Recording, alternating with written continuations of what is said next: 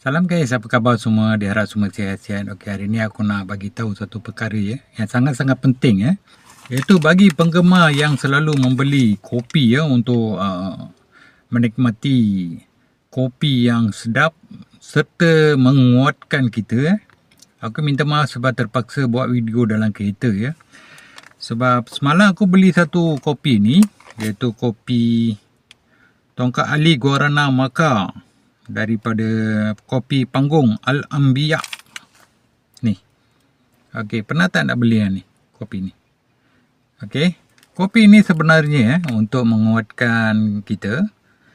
Di sini dia tak tulis apa-apalah, dia tulis semua barangan biasa saja, rempah-rempah yang biasa dalamnya.